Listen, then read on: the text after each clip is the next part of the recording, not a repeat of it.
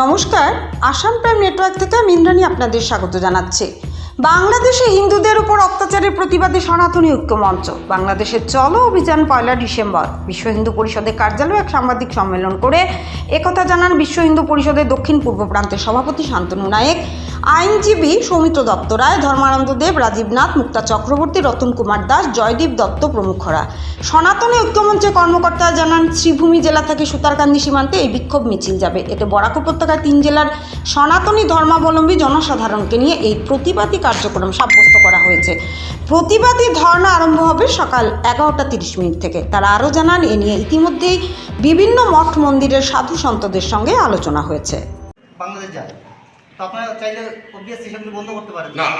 আমরা এটাও ভারত সরকারকে এইটাই আমরা বলতে চাই যে শুধু বিবৃতি দিলে হবে না।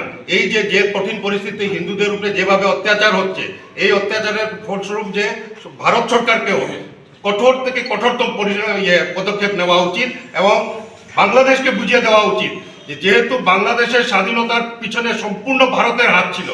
এই যে আজকে 50 বছর, শুধু 50 বছরে যদি ওরা ভুলে যায় এবং যেভাবে বাংলাদেশে জিহাদিরা যেভাবে নতুন প্রজন্মের মনে ভারতের বিরুদ্ধে যে মানসিকতা যেভাবে তৈরি করা হচ্ছে সেখানকে, এই ব্যাপারে ভারত সরকারকে একটা কড়ার থেকে কড়া পদক্ষেপ নেওয়া উচিত আমরা এটা মনে করি। এবং আমরা এটাও আহ্বান করছি এখান থেকে যে যতদিন পর্যন্ত হিন্দুদের উপরে বাংলাদেশে অত্যাচার এবং মঠ মন্দির উপরে যে অত্যাচার হচ্ছে, যতদিন এটা বন্ধ না হবে ততদিন আমরা প্রতিটি সনাতনীর কাছে আমরা এটা আবেদন রাখছি যে কোনো অবস্থাতে বাংলাদেশের যে কোনো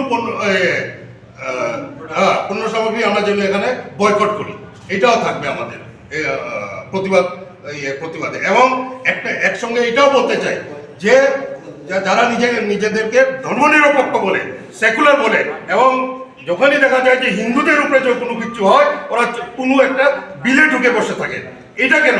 এই ওদের পরিভাষা থেকে ধর্মনিরপেক্ষ বলতে কি হিন্দুদের উপরে বারবার অত্যাচার হলে ওরা মুখ গুজে বসে থাকবে? এটাই নাকি ওদের নিরপেক্ষতা, ধর্মনিরপেক্ষতা? এটা আমরা জানতে চাই। আচ্ছা, ইসকনের ভূমিকা নিয়ে বিভিন্ন না, এটা ইসকনের ওদের নিজস্ব ব্যাপার, এটা ইসকনে দেখবে। আমরা শুধু আমাদের এই সনাতনী ঐক্য মঞ্চের তরফ থেকে যা করা সেটাই আমরা করবো। ইসকনের ব্যক্তিগত ব্যাপারে আমরা কিছু বলতে যাব।